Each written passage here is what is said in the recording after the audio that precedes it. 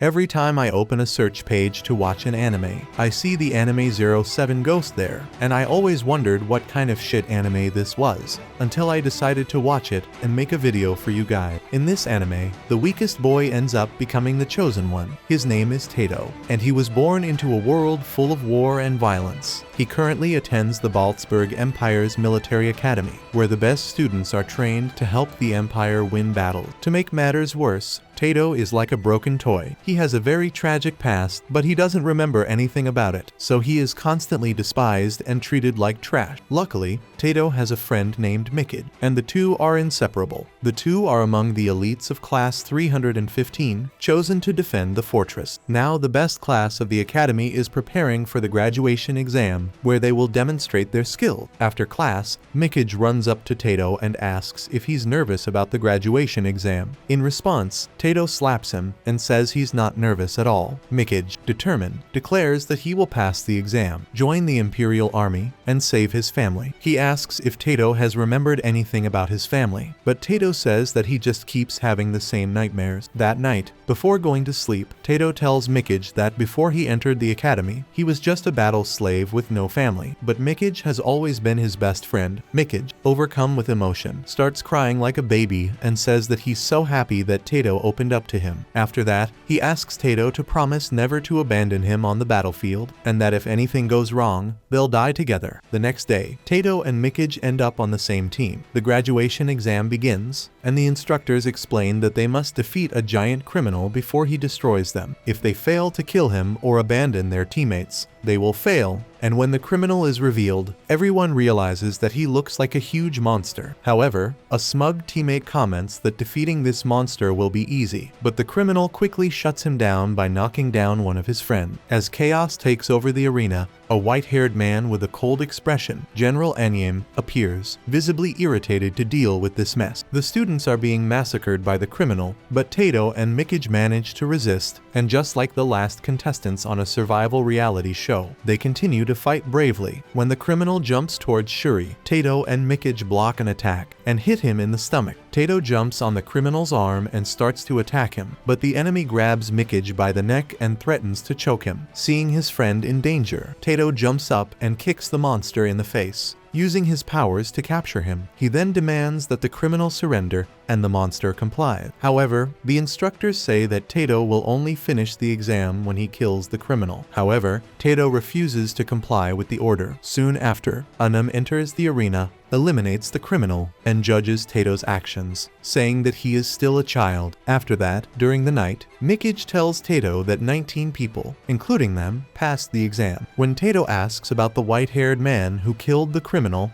Mikage explains that he is General Anyame, a ruthless monster who has killed thousands of people. Mikage then says that the next day, they finally became soldiers. The next morning, as Tato walks to hand in his documents, he hears a familiar sound. This sound begins to control him, and he finds himself in front of the room where Anyame and his team are discussing something. There, Anyame holds a necklace, saying that he needs to find the lost stone that belongs to the Rag King, also known as Mikhail's Eye. Hearing this, Tato remembers everything. Anyame was the one who killed his father, and that necklace belongs to him. Tato's nightmares begin to make sense, and he is overcome by an uncontrollable rage. He attacks Anyame with his powers, but is quickly overpowered and captured. Anyame orders Tato to be arrested, calling him a slave of the Rag King. He then promises not to free him until Tato reveals everything he knows about the lost stone. Meanwhile, Mikhail discovers that his best friend has been imprisoned. During the night, he sneaks out of the prison and finds Tato injured and exhausted. Mikhail tries to convince Tato to run away with him, but Tato says he can't keep the promise they made to each other. Mikhail insists, and the two try to escape. However, they are surrounded by Anyame's guards. Desperate, Tato grabs a knife and threatens Mikhail so that the guards will let him pass. He apologizes to Mikhail for having to leave him behind, but Mikhail asks him to save himself without worrying about him. With no other choice, Tato escapes using a ski, but due to the injuries caused by Anyame, he loses control and passes out. He falls, but instead of crashing into the mountains, he lands on top of a boy named Frau, who was having a picnic with two friends. With the impact, Frau and Tato fall to the ground, while Frau's friends run to see if he is okay. Meanwhile, the president named Miroku calls Anyame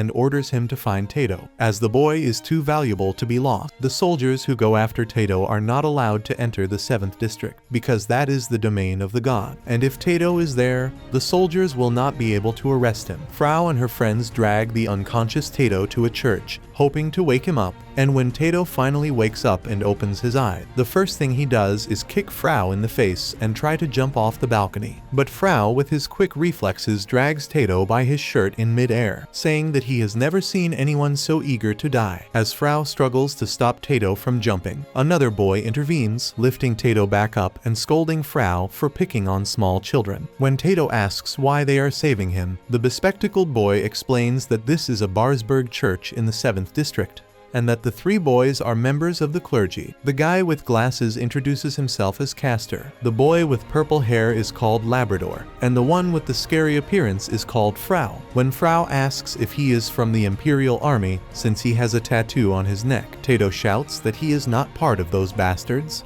and seeing the bad state Tato is in, the 3 boys ask him to rest well and leave him alone. At night, Tato cannot sleep because he is worried about Mikage. He goes out the door thinking about how to get to his friend, but suddenly his weak legs give way and he faints. He wakes up after hearing the screams of 3 nuns who saw him falling to the floor. They introduce themselves as Sister Athena, Rosalie, and finally Libely. The nuns magically lift him up and take him to their room and immediately begin to treat him like a princess. Meanwhile, Mikage has been arrested for helping Tato escape. Soon, Aniami calls him in for questioning and asks if he was the one who helped his friend that night. Mikage doesn't want to answer, so he threatens to kill his family if he tries to save Tato. The next morning, Tato wakes up fully recovered and finds himself in a familiar place with many people from the church. He discovers that this church helps to remove a certain curse cast by the god of death, who used to take the souls of humans in exchange for 3 wishes. Later, Tato goes to the library to delve deeper into the mysteries of this world, but he ends up fainting when he sees a nun with a skull for a face. Frau, our hero, springs into action once again, picking Tato up in her arms effortlessly. He doesn't seem too excited, and even wonders how many times he'll have to save this guy. Not long after, Beaver shows up, mentioning that he's the mastermind behind this creation of the skull-faced nun. The mysterious nun hands Castor a book, but Frau wastes no time in grabbing the book, grabbing Tato, and running out of the library as if he were on a secret mission. Outside, Frau reveals that the supposed book is actually a magazine full of scandalous photos, and before Frau can enjoy this treasure, the skull-faced doll kicks him in the head, thus interrupting his adventure through literary magic with incredible curve. Later, when Tato asks Castor about what happened 10 years ago, he explains that long ago, there were 2 nations. One was called Barsberg and was under the divine protection of Raphael, and the second was the kingdom of Hags, under the divine protection of Mikko. The 2 nations signed a pact to continue fighting and working together, but 10 years ago, Hags broke the pact and declared war on the Barsberg Empire, which was soon destroyed. Tato asks if this is really true, and the Frau tells him that if he doesn't believe this version of the story, he must find out the truth himself. On his way to find out more about the war, Tato comes across a huge statue, and the nun tells him that long ago, the god of death, Vel-Loren, committed the sin of escaping from heaven to the surface and caused great terror among humans. But the chief of heaven sent 7 forces from heaven to punish Vel-Loren, and they are known as the 7 ghosts who sealed Vel-Loren away. And the statue is of one of the 7 ghosts, named Sickler. She takes him inside a huge hall called the God's Domain, and later, the bishop named Labrador gives him a silver rose of protection. Soon after, the nun comes running to the Frau and the beaver, worried because they can't find Tato, and he hasn't eaten his food or taken his medicine. The Frau goes to look for him and finds him secretly fleeing the city, and asks what the hell he's thinking doing that. Suddenly, the gatekeeper announces that he's closing the gates, and Tato starts running towards them. But the Frau grabs him, lifting him up like a child again, and the beaver also joins him. He tells Tato that it will be very annoying to see him faint again, so he should come back with them if he doesn't want to die of hunger. Then the beaver takes the silver rose and puts it in Tato's hair, saying that it won't work unless he wears it all the time. Soon after, they take him to the refectory, where the nuns start to take care of him again. They take him to a table specially prepared for him, and ask him to eat well and and regain his strength. As soon as Tato gets up, the lid of the pot, he almost falls off his chair when he sees eyeballs for dinner. The Frau smacks her lips and happily devours the eyeballs, while Tato is almost vomiting on him. The nuns then tell him that they can't eat meat, so receiving eyeballs for dinner is a blessing for them. Soon the Frau sticks a fork in Tato's food, saying that he can eat his food if he doesn't feel like it. But Tato quickly puts something in his mouth, and surprisingly it tastes good. The Frau mocks him, saying that he is so small because he grew up eating only pills, vegetables and meat, and that he should eat more organic things to grow. And realizing that he is really small, he starts devouring this food and everyone looks at him in astonishment. When the nuns ask him his name and identity, Tato becomes silent again, so the nuns quickly leave the room and ask him not to worry and enjoy his time at church. Soon everyone starts eating, but Tato still keeps thinking about after returning to the Pasburg Empire. Miraku asks if Tato has been located yet, and the soldiers respond that they tracked him and found evidence that he fell into the 7th district. Miroku then asks Aniem why Tato fled, and Anim's subordinates explain that Tato was just homesick, and that when he missed the academy he would return. However, other members of the meeting accused Aniem of forcing Tato to flee, using violence against him without the permission of the elders, and that Tato is an important candidate for Mikhail's eye, and they demand that Aniem take responsibility for his action. When Aniem asks why Miraku took Tato under his protection, Miraku responds that the slave emblem mark on Tato's body prevents him from finding a place where he can be protected, so Tato will eventually return. In the 7th district, Tato is busy with his daily chores, helping the nuns who treat him with great affection. Sometimes he has flashbacks of when he was bullied at the academy for being a slave. In his memories, one day a bully at the academy forced him to lick bird poop that was stuck to his shoes. Before Tato could react, Mikhail intervened, knocking the bully down with a punch and ordering him to lick his own boots. This incident resulted in both of them being arrested, but it also marked the beginning of a deep friendship between Mikhail and Tato. Now Tato cannot simply remain in the church, while Mikhail, who helped him escape, may be suffering under the control of Aniem. He decides to leave the church when suddenly an elderly man approaches him and tells him that his wife is buried in the church cemetery. He reflects that he cannot leave the church because it would make his wife feel lonely. He also reveals that he no longer has a home and realizes that Tato is in a similar situation. The man asks what is troubling Tato, and in distress, he says that he can only remember part of his past and that he failed to protect his best friend just as he had promised. The man tells him to go somewhere before the clock strikes midnight if he wants to free himself from his regret. Tato puts the silver rose in his bed and prepares to leave, but Frau blocks his path. Frau asks what a weakling like him plans to achieve by returning. An angry Tato attacks using his power. The beaver, who was just watching the scene, realizes that Tato is also capable of using a power called Zephyrus, a rare gift granted by God, which allows him to channel divine energy into various forms, and this power is usually activated by his emotion. Tato attacks Frau again, and the two engage in a fierce fight, rising into the air like mortal enemies, and despite Tato's aggressive attacks, Frau remains on the defensive. The beaver and Labrador watch, realizing that although Tato is strong, he is still unable to overcome Frau. Frau taunts Tato, asking him to stop acting like a child and become more powerful if he really wants to return. Enraged, Tato activates his full potential and attacks Frau with full force. When the dust settles, Tato realizes that Frau has not suffered a scratch and is right behind him, and Frau explains that his power alone is not enough to defeat him. With that said, he punches Tato in the stomach, making him faint, and the beaver ends up reprimanding Frau for overdoing it. But Frau assures him that now Tato will not try to escape anytime soon. Later that night, Tato wakes up from a nightmare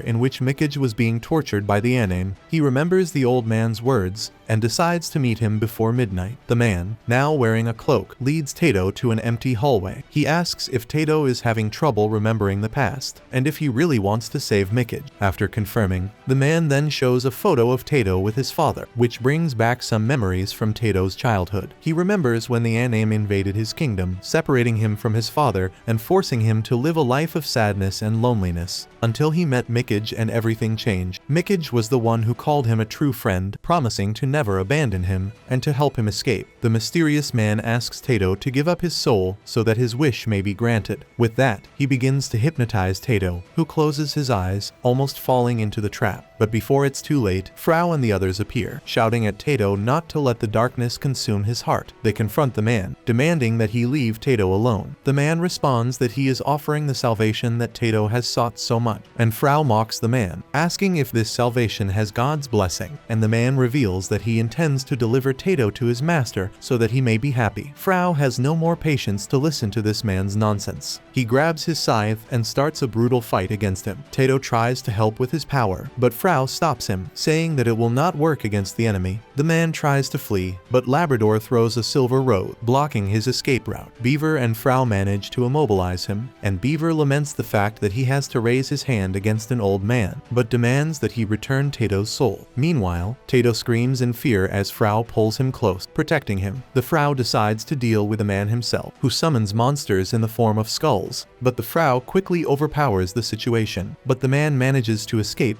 and throws himself into a fountain. He declares that he will take Tato's soul, but the Frau announces that he will not let him escape. He uses his silver threads, ties the old man's wings, and jumps high into the sky with his scythe, cutting off the bony wing. Soon the bones clash, making a loud noise, and Tato comes to. When he asks what happened, the beaver explains that the old man had his soul stolen by a Kor, a servant who lures humans into the darkness. But fortunately, they managed to bring him back. Soon the old man wakes up, and the beaver asks him to sleep inside the church so he doesn't catch a cold. So the Labrador and the beaver help him get inside to spend the night there. The Frau grabs Tato again and drags him inside the church too. Tato yells at him to stop throwing him over his shoulder every time, but Frau just tells him to shut up and stop struggling. The Frau throws him on the bed and tells him to be quiet while she removes Kor's mark from his chest. He reaches up and removes a strange curse from Tato's body, and then tells him to get some rest. The next morning, Tato wakes up and begins to wander around the church, and as a student at the military academy, he knows almost nothing about the outside world. As he leaves the church, he notices the bright and peaceful atmosphere,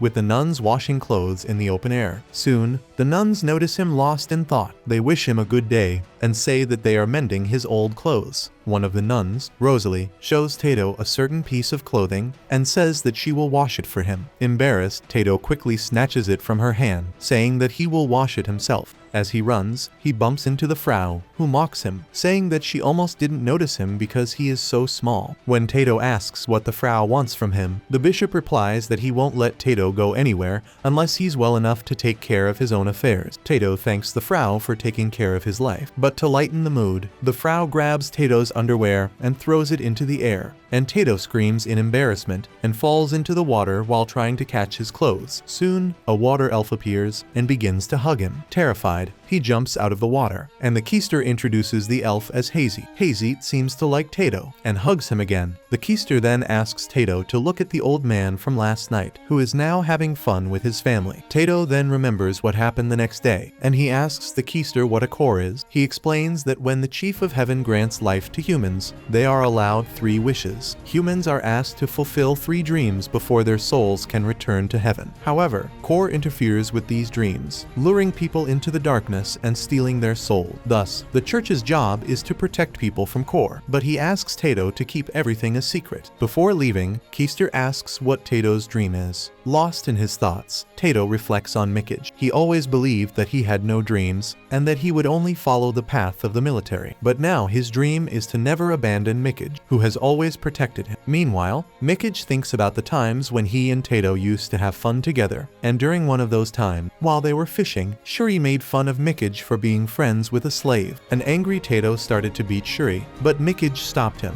Mikage has always been grateful to Tato for being by his side, so he doesn't mind this kind of bullying. Suddenly, Anyama visits Mikage in prison and tells him that his younger sister has come to visit him. Anyama threatens him, asking if he will choose Tato over his own family. Mikage replies that his family will understand his intentions, and that he will never betray a friend. And again, he reaffirms his oath to protect Tato. At the church, the Frau is irritated that Tato is leading such a boring life, and the beaver realizes that the Frau cares too much for Tato, much more than he admits to caring. Meanwhile, the Labrador, looking at the flowers tells him that something very dangerous is coming. Later, as Tato walks towards the church, a boy in a cape hugs him, and to his surprise, it is Mikage. Still in disbelief, Tato asks if he is really his friend, and Mikage grabs him by the shoulders, assuring him that he is Mikage, his best friend. On the other hand, as the three bishops observe the scene unfolding before them, the Frau asks the Labrador if Mikage is the dangerous person who will destroy Tato's world, but the Labrador remains silent. Later, they take Mikage into the church and discover that he escaped from the Imperial Army to look for Tato. Mikage replies that he and Tato are more than just friends. They are companions for life. When the Frau asks how he managed to reach the 7th Division without much difficulty, Mikage replies that it was nothing, and realizing that Tato is worried about his friend, the beaver assures Mikage that he can stay there as long as he wants. However, Tato asks if it is a good idea to risk everyone's lives for his sake, and seeing that Tato is thinking too much again, the Frau lightens the mood, saying that after reuniting with his friend, Tato should be happy. He then hands Mikage a forbidden magazine, and Mikage jokes that he now has a reason to live, and Tato just calls him a pervert. The three bishops then leave the room, leaving Mikage and Tato alone to sort things out. Now the Frau asks the other two if they are sure that Mikage is really him,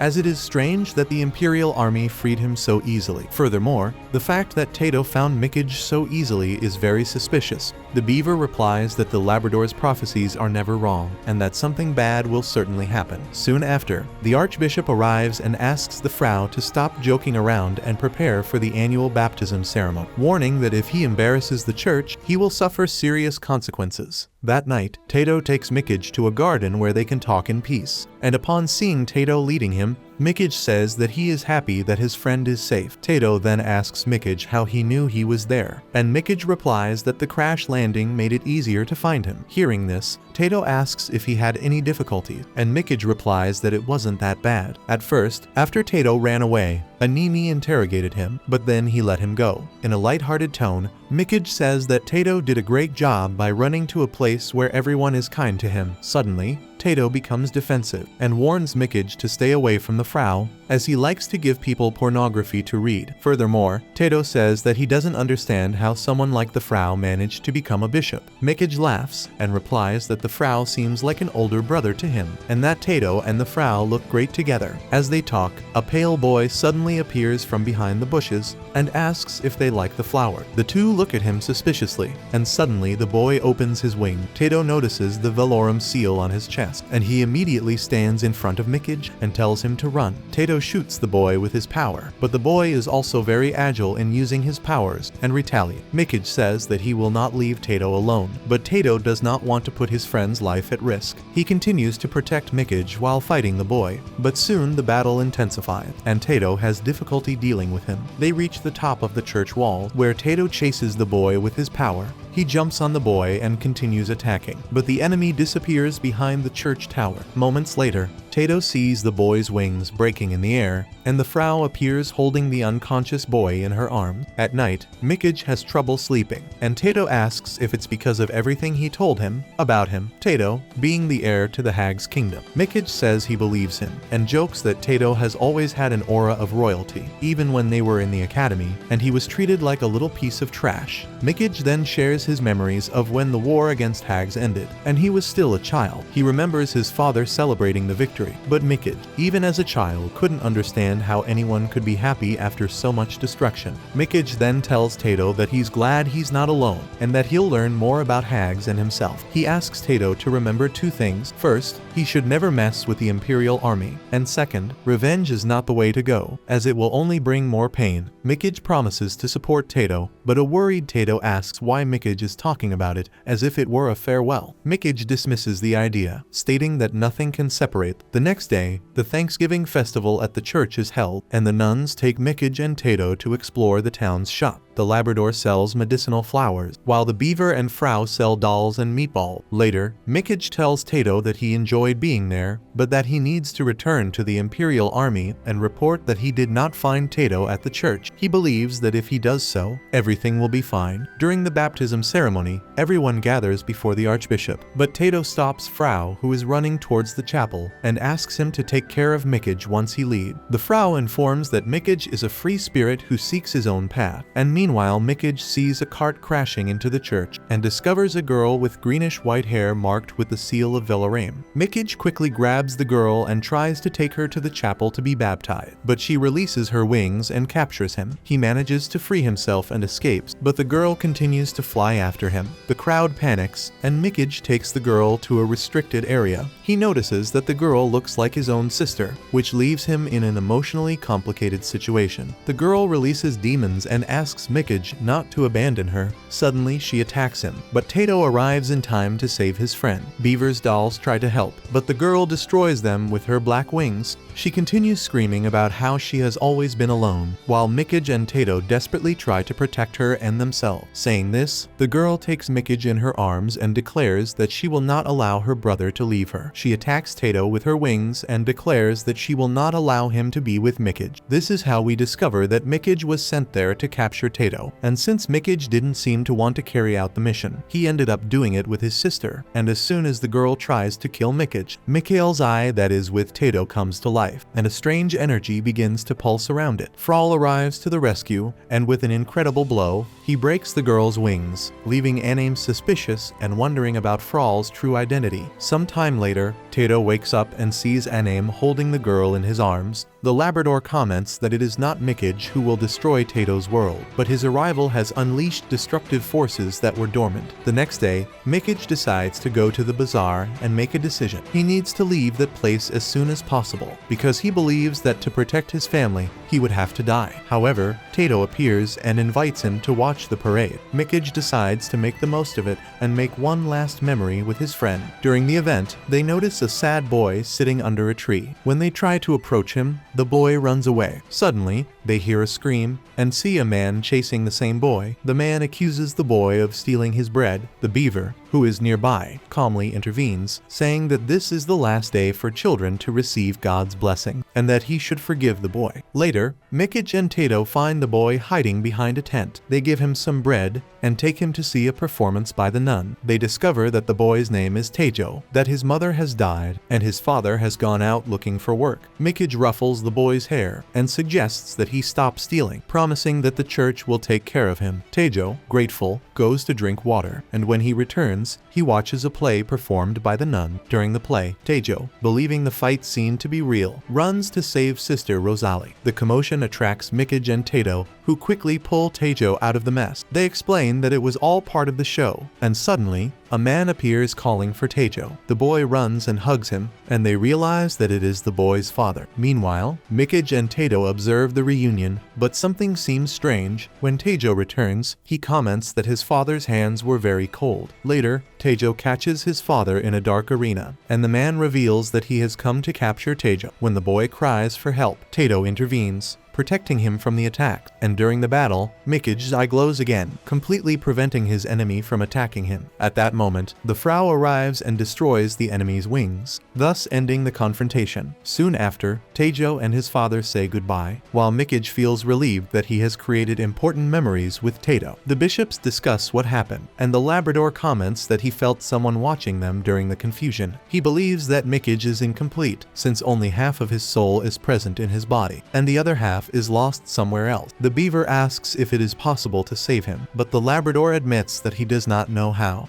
Mikage, in turn, suffers intensely. He realizes that he is being controlled by Anyam. Desperate, he asks Tato to kill him before he hurts anyone, but despite this, Tato refuses, saying that he does not intend to abandon him. Mikage then confesses that Anyam took half of his soul, forcing him to choose between Tato and his family. Before losing control completely, Mikage declares that he loves Tato very much. Now possessed, Mikage attacks Tato, who flees and finds himself cornered. During the confrontation, Mikage transforms into a nucleus with dark wings, attacking Tato ferociously. Despite the difficulties, Tato remains determined to save his friend, and at a critical moment, Frau intervenes, managing to stop Mikage from causing more damage. Tato, still emotionally wounded, vows to find a way to free Mikage from Anium's control, even if it means defying fate. Meanwhile, the bishops remain vigilant, knowing that a great battle is coming. Mikage seizes the opportunity to attack, sending Tato sliding across the ground. He grabs Tato by the neck and taunts him, saying that there is no way he can be the king of Hag, since Hags never had a son. A desperate Tato calls for Mikage's return, but the creature controlling his body claims that destroying his wings will not bring Mikage back. Tato insists, saying that he will never abandon his friend. He shouts his determination, but the creature responds sarcastically, saying that Tato will never recover Mikage's soul, as he betrayed the Imperial Army. When Tato asks why Mikage doesn't kill him, he reveals that it is because Chairman Miroku wants him back alive. Suddenly, Mikage activates a trap around Tato's neck, causing him to fall off the bridge. He lands near a mysterious wall that seems to contain trapped souls. Then, in an act of desperation, Tato pounds on the wall, begging for Mikage to return. To his surprise, the wall breaks and a soul emerges, connecting with him. Meanwhile, Bishop Labrador warns the others that Tato is about to awaken. Just as Labrador makes this declaration, a tear from Mikage falls into Mikhail's eye, located on the back of the Tato, unleashing an energy deep within him. Meanwhile, the Frau, in the form of a Grim Reaper with a ghostly smile, continues to search for Mikage and the Tato. He receives information from a group of fairies that they are both on the bridge of trial. The Tato jumps into the air and releases a powerful energy against Mikage, demanding that he remove the collar that is around his neck. Exhausted, the Tato falls on his back and begs Mikage to free himself from the control that the Frau has. However,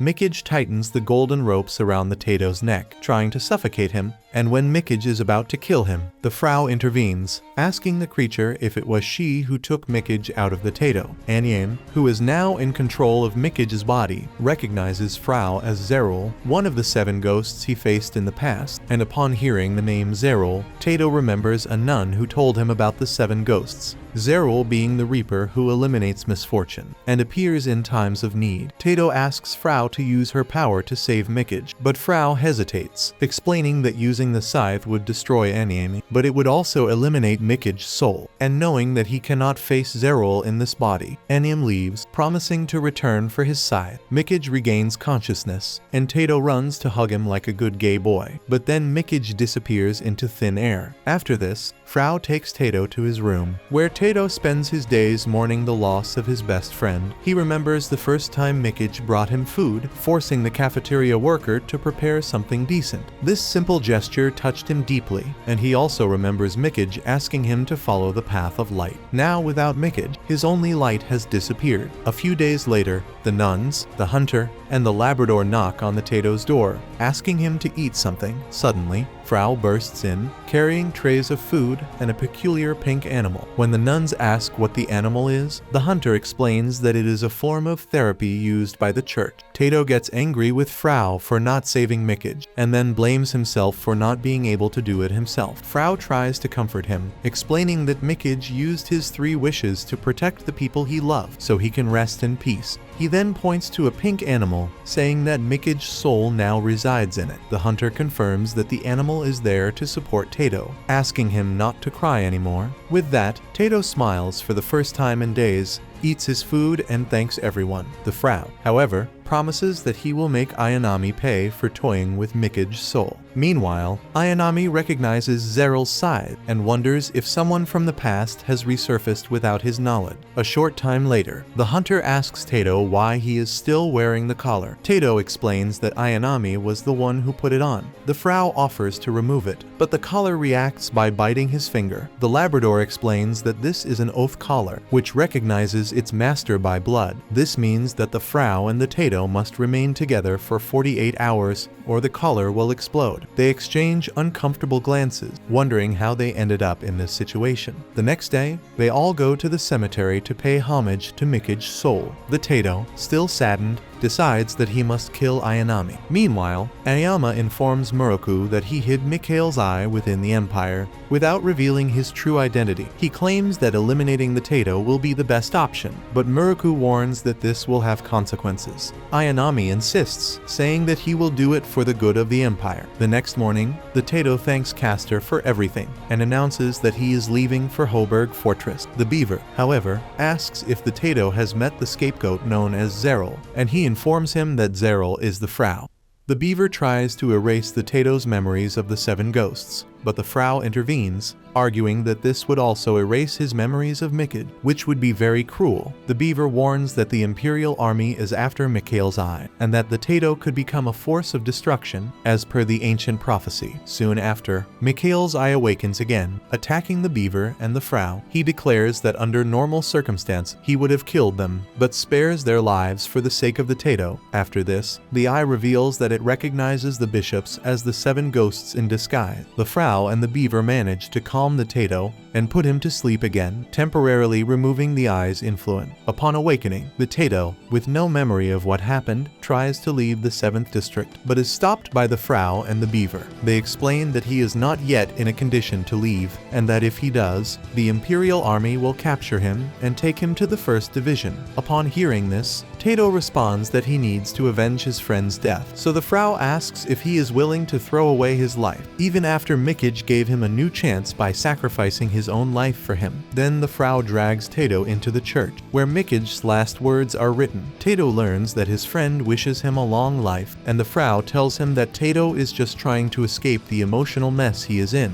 and that he should accept living with the pain instead of giving up. Tato, deeply moved, cries like a child when he reads the heartfelt messages Mikage left for him. Soon, Tato begins to live in the church, helping the nuns clean the hallways and climbing the towers with the Frau to perform daily tasks. During this time, Tato asks the bishops what is the point of staying alive if he cannot repay Mikage. However, the cheerful Beaver tells him that he has found a way to avenge Mikage, but in order to do so, Tato would have to take an exam to become a bishop, and if he passes, he will receive a pass that allows him to travel and live anywhere for free, as well as being able to pass through the strict military checkpoints in the Barsbug Empire. The Beaver explains that the exam will be held in a month, and that he needs to prepare in advance. Tato agrees to take the exam, and the bishops take him to the library, bombarding him with huge books. The Frau informs him that the first stage of the exam is written, and consists of 100 questions covering 77 volumes with several hundred chapters of the Bible. The Beaver asks Tato to memorize all of this content in just 30 days, and Frau wonders if Tato will really be able to do it, since it took him about 3 years to learn everything. But the Beaver counters, saying that it took him 3 years because he is an idiot. As soon as Tato opens the volumes of the Bible, he realizes that he has read them before and asks the Beaver to test him. When the Beaver starts asking questions, Frau is incredulous when he sees Tato narrating everything as if he knew the subject. Tato explains that the words appear in his mind like a Linar song, but he still needs to memorize several details to pass the exam. After some time, the Beaver brings a gun and explains that the second part of the exam is a practical test involving the power they use in this anime, where Tato will need to show his skills. The Beaver says that in this world, many things cannot be protected with just affection and prayer. That's why the bishops arm themselves to help the lost people who have gone astray when they lost their dream. The Frau takes the Beaver's weapon and explains that the second exam consists of destroying a core, that creature that possesses people. He adds that not everyone can use the weapon they use, since it is necessary to channel their power to capture and eliminate a core. The Tato takes the weapon and comments that at the academy, he learned to channel energy through weapon. He activates his power to try to use the weapon, but he cannot control it. Frustrated, the Tato asks if a boy like him can really become a bishop, and the Frau explains that normally people start out as priests, but those who can use this power at a young age have a special chance to become a bishop directly. And the Beaver adds that unlike the other bishops, he will be able to travel the world to face the servants of darkness. The Tato thanks them and asks who created that special weapon. They explain that it was the work of a master craftsman who visits the church annually. The Frau places a badge on the Tato warning him that he will be under constant surveillance and that he must behave appropriately during training. Later, the Beaver asks the Frau how the Tato is progressing, and he replies that after 3 hours of training, the Tato has not made much progress. The Beaver walks over to the Tato and shows him a dummy to which he has attached the wings of a cork. He asks the Tato to practice capturing it. The dummy begins to run around the Tato,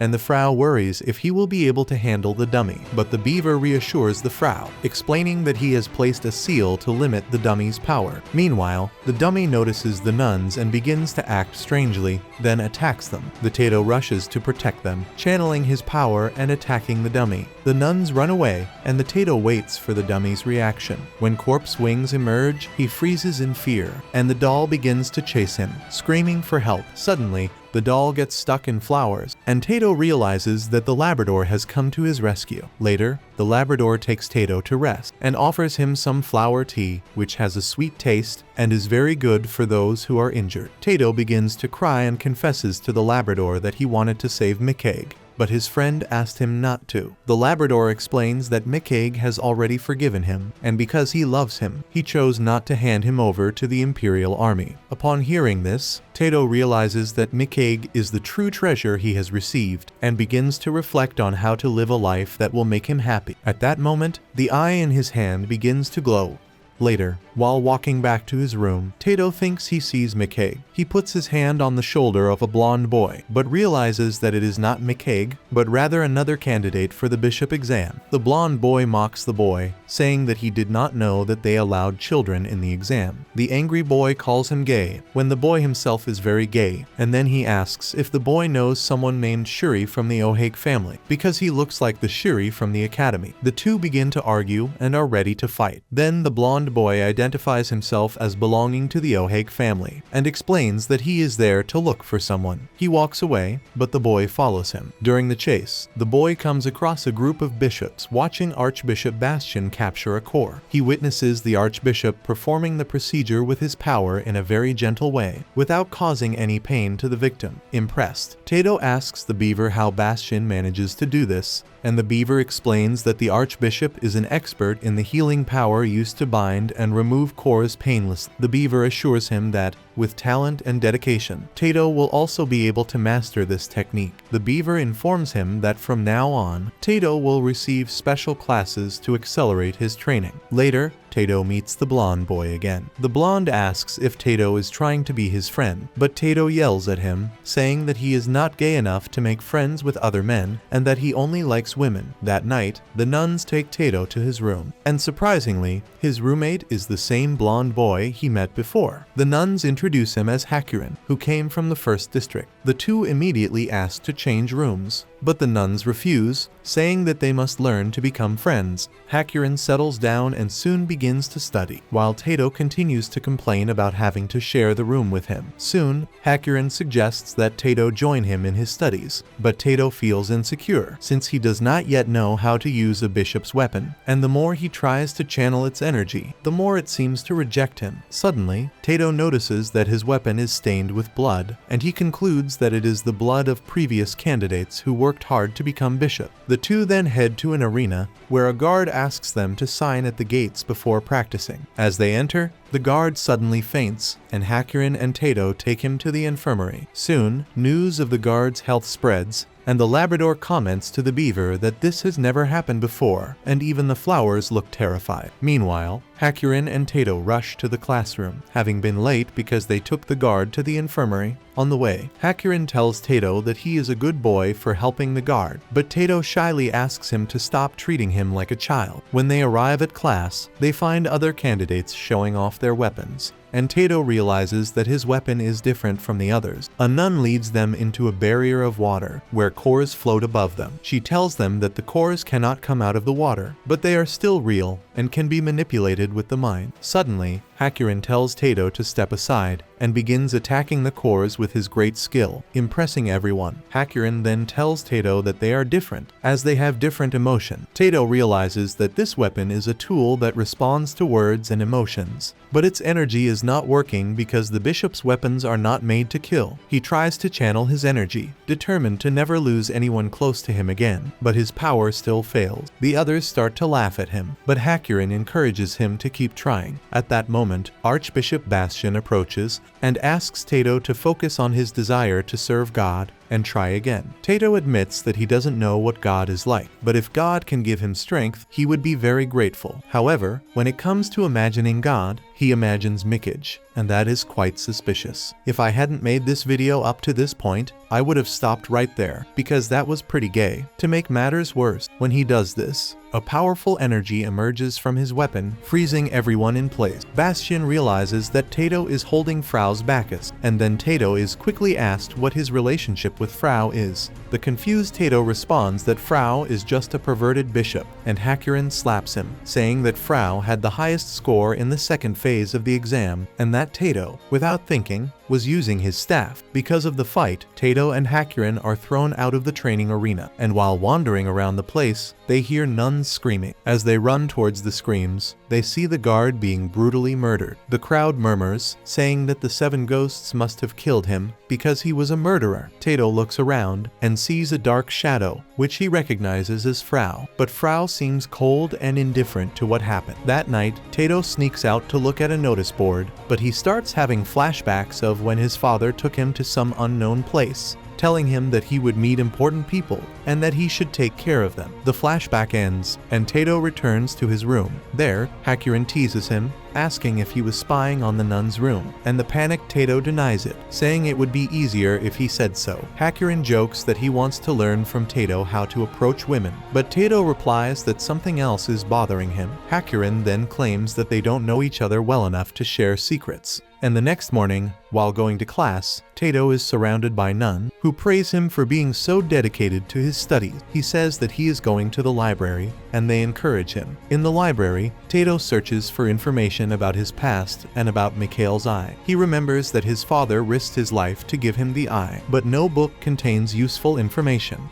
Suddenly, a book magically opens, revealing a page about Valoran, the legendary god of death, who escaped to the surface after killing the daughter of heaven. Words begin to swirl around Tato, and he falls from his chair, drawing everyone's attention. Frau and Hakurin appear to help him, and Tato asks Frau about the guard. Frau, distracted by a magazine that Hakurin gave him, is reprimanded by Bastion, who confiscates the beautiful magazine. Bastion informs him that the Imperial Guard is investigating the guard's murder, and that a biopsy revealed that he died of shock after being stabbed in the back. He also mentions that the bloody footprints indicate that the killer convinced him to open the main gate. Bastion assures him that whoever killed the guard will be punished, even if that guard was actually a killer. And Bastion ends it all by saying that God protects the righteous. Later, the Beaver informs the Frau that the Pope has called a meeting. He warns that if his father cannot control his power and use his weapon, he will not be able to leave the church. The Frau opens the door to the room and finds the father standing there. The father apologizes to the Frau for breaking his staff and runs away, leaving the Frau wondering if he heard their conversation or not. Meanwhile, the father is furious when he learns that the 3 bishops already knew about Mikhail's eye, and that is why they did not allow him to leave. He remembers that he was an orphan, and that he was raised by the church, which taught him to be kind, share his things with others, and help those in need. But soon war broke out, and the king of hags was killed, and the father who raised him told him to survive and not fall into the hands of the Barsburg Empire. When Mikhail begs Tato not to leave, he assures him that when the time comes, he will remember everything. Mikhail tells Tato that he loves him and blesses him with his power, but is soon killed. The devastated Tato cries helplessly upon learning that Mikhail died because of him, and when Hakurin sees him crying, he tries to comfort him, but Tato cannot contain his grief. Soon, he confronts Bishop Frau, asking if he already knew about Mikhail's eye, since Bishop Labrador showed no surprise when he first saw it. Tato then thanks him for all the help he has received, but feels that the bishops are trying to use him in the same way as the Imperial military. He yells at Frau, asking if he is also after Mikhail's eye, and attacks him in a fit of rage. The Frau, however,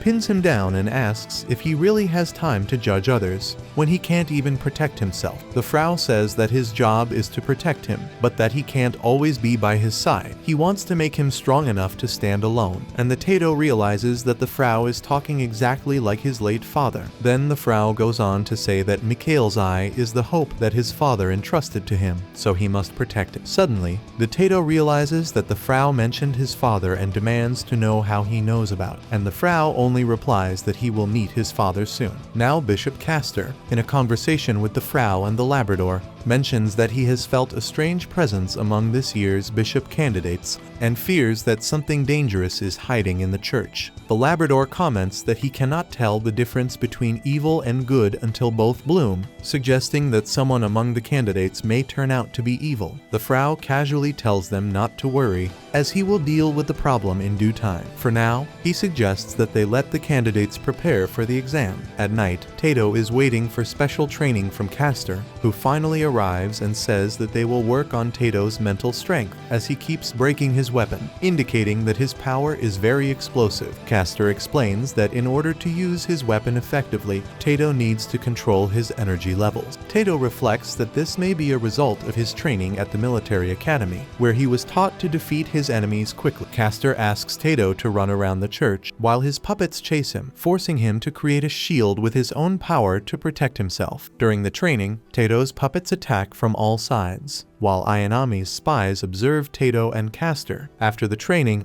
an exhausted Tato collapses on the bed and begins to change. Hakurin notices the battle slave mark on Tato's back and asks if that explains the strength of his power. Hakurin says that he had a hard time taking care of Mikage while Tato was away, and Tato replies that Mikage is the reincarnation of his friend, and that because he is taking the exam to become a bishop, his friend has been a little anxious. After finding out this, Hakurin shares his own story. His mother was possessed by a core, but his father refused to ask the bishops for help to avoid embarrassing the Ohake family. He locked his mother in a room until Frau mysteriously appeared and cured her. Since then, Hakurin has decided to become a bishop to follow his own path and to thank Frau for saving him. Tato praises Hakurin for his courage in choosing his own path, and they both go to sleep. The next night, Tato finally manages to defeat the puppet, and the beaver gives him a professional weapon to test. Tato channels his power into the weapon and destroys the puppets. Feeling more confident now, the beaver knows that Tato will have difficulty mastering his new weapon, but believes that it will help him control his strength. The Hakurin who was observing is invited to join the training, and as they return to the room, a dark portal opens and a dark energy emerges. Mikhail's eye detects the enemy, but Hakurin is hit by the energy and is thrown out the window. Tato tries to save him, but his weapon breaks. Fortunately, the Frau arrives in time and rescues the two, and a fight against the shadow begins. He uses his strength to destroy the entity, revealing a lifeless human body, and the Frau realizes that it was the Archbishop, a human who had been granted his wishes by Unkor, but was corrupted.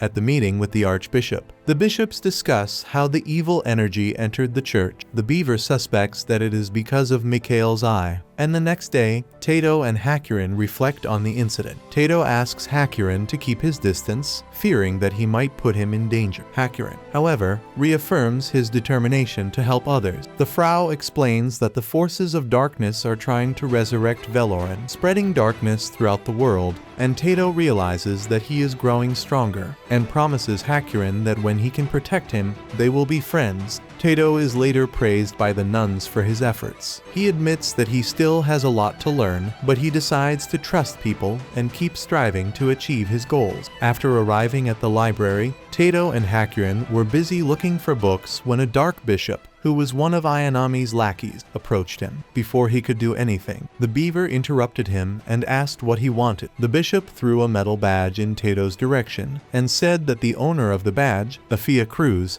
had asked him to deliver a message. Then, the bishop began walking towards Tato in a threatening manner. The beaver immediately immobilized him with his silver threads and threw him to the other side of the library. But even so, the possessed bishop continued talking, saying that the church was not on Tato's side, and the beaver wasted no time and quickly finished him off. With the chaos over, Hakurin asked who Afia Cruz was, and the Tato replied that the name sounded familiar to him, but he couldn't remember who it was. Soon, the Frau came running, visibly worried, asking if the beaver was okay. However, the Tato looked at the Frau suspiciously and mentioned what the Dark Bishop had said about the church not being on his side. The disappointed Frau responded by asking if the Tato was becoming suspicious of everyone again. He also added that only the Tato could decide whether the bishops were his allies or not, and then he left. The other two bishops, the Beaver and the Labrador, approached the Tato, and the beaver stated that the Frau was right. Only the Tato could make that decision, and the Labrador also commented that the Tato was visibly shaken by everything that was happening. Later, Hakurin tried to comfort him, saying that he didn't care whether the church was on his side or not, because he, Hakurin, would always be there. Meanwhile, the bishops went to the archbishop and reported everything that had happened in the library. The beaver explained that the dark bishop who approached the Tato only had half of his soul. The archbishop praised the bishops for protecting the seal of Valoran, as the minions of darkness have been trying to free him at various times. He also pointed out that only the 7 gods had the power to manipulate soul, but the Labrador said that the wheels of fate were spinning out of control. Although Valoran's body was still sealed by Mikhail's eye, the minions of darkness were clearly targeting the Tato and the eye. The beaver commented that the Tato was afraid to trust people, because he had already lost everything, but he also held the key to changing his destiny. Meanwhile, the Frau was playing with the children when he felt a strange energy coming from the church chamber. He ran to the place and found traces of darkness everywhere. The unsettling sensation led him to open the doors of a dark chamber, where he found one of Ayanami's servants,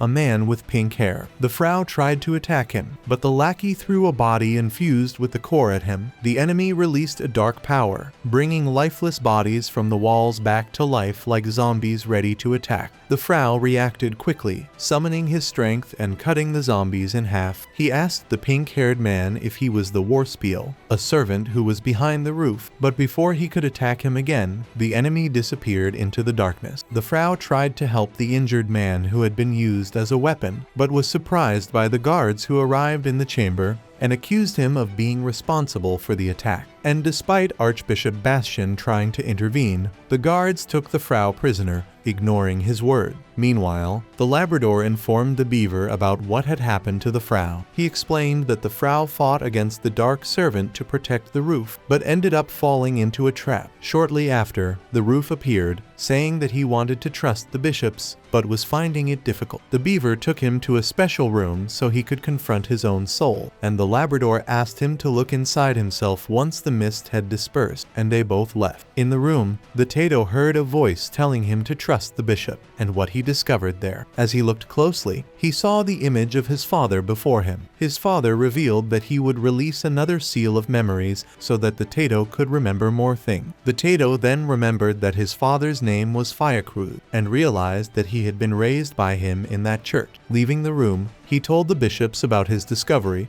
and the beaver and the Labrador informed him that Firekrug was a bishop who had been excommunicated. When the Tato asked why, the beaver explained that Firekrug stole Pandora's box from the church and fled to the kingdom of Rig. The box contained the body of the god of death, Verloren, and its theft sparked the war in Rigs. After Pandora's box was opened, the Imperial army invaded his father's kingdom and destroyed it, but they are still unsure of how the war really started. The Barsberg Empire believed that the Rigs kingdom used the bishop to steal Pandora's box, because with the 2 eyes, they would have revived Verloren and conquered the world. Thus, in the name of justice, Rigs was completely destroyed. However, some say that the Barsberg Empire made up the whole story, and used this incident to accuse the Rigs kingdom of planning a conquest, so the truth lies in the dark. When Tato asks why his father would do this, the beaver replies that only his father knows the truth, so he must find his own truth without blindly believing other versions of the story. The beaver says that he is the kingdom's last hope, and that he must not fall into the hands of the empire. Tato declares that his father saved him, and he must have had a reason to steal Pandora's box. Furthermore, he believes that his father had a reason to protect Mikhail's eye. Therefore, he decides to become a bishop and find out the truth. Soon the Labrador finds out that Frau has been sentenced to death. The theater is shocked to hear this. Then a beaver explains that Frau has been confined in the prison of Luz, accused of numerous crimes. On the other hand, Bastian tells the archbishop that the criminal who survived the attack is too weak to be questioned, but it has been confirmed that Frau was at the scene of the crime. The bishops should question a certain someone,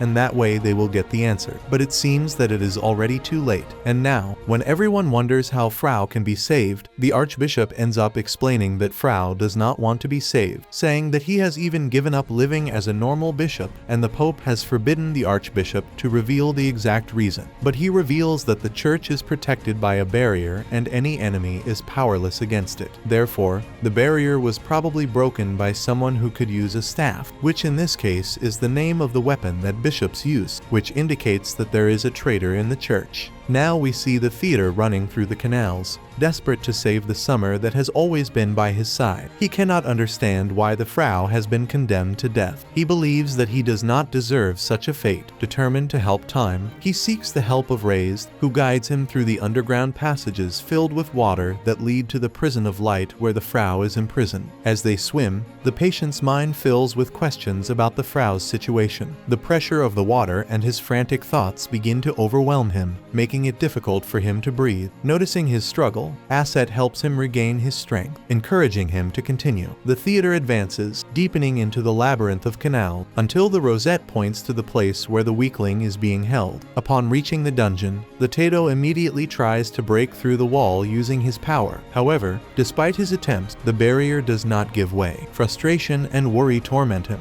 As he wonders what he can do, he suddenly feels the Frau's power reaching him, and through it the Frau sends a message asking for the effect to go away. Frau states that this is his battle to fight, and that the theater should focus on its own problem. The 10 is stunned, not understanding how Frau could ask him to leave, especially now that his life is in danger. The Frau's words echo in the 10's mind, but he refuses to abandon him. He tries even harder, determined not to back down, using his power several times against the wall, trying to find a way to get through it. The 10 feels sad, angry that the Frau wants to deal with the situation alone, but his determination to help does not diminish. The 10 eventually expresses his gratitude for his efforts, but explains that running away would only confirm the suspicions against him. If he were to run away, he would be considered a traitor, and he cannot allow that to happen. The Frau asks the guy to leave without him and trust that he will find his way out on his own. Reluctantly, he realizes that Frau Guy's request is entirely right, even if it leaves him frustrated. And finally, before he can argue any further, the Frau offers him volume 3 of chapter 17 of the Bible, a gesture that leaves the reader momentarily confused. The gift carries a calm message of faith and encouragement, and the Frau wishes the guy good luck in his future endeavors, urging him to never give up. The guy feels a rush of emotion, but refuses to give up. Complete mind, he promises himself that this will not be the last time he sees the Frau, and although he has no choice but to leave for now, he silently promises to come back and rescue him, no matter what it takes. With one last look, the guy walks away, carrying hope and determination in his heart. On the way back, the bed remembers how Mikage used to tell him that he never smiled, and then, when Mikage is asked how to do it, he answers that he needs to relax his facial muscles, and even says that he should grow taller and smile more often. The Tato then turns around and gives a forced smile to Frau, who smiles back at him. The Tato leaves the canal, promising himself that he will never let anyone close to him die again. He then gives him a towel and reminds him that they had promised to do everything together, and affirms that the Tato is not alone. The Rav looks into the demon's eyes, says that his gaze has changed, which seems to mean that he has started to trust the church again, and Rakuten says that he will work together with him to find out who falsely framed the beloved Bishop Frau. And so the anime ends with both ready to work together in the anime with a little gay dose. Comment: is the anime gay, or am I just watching it?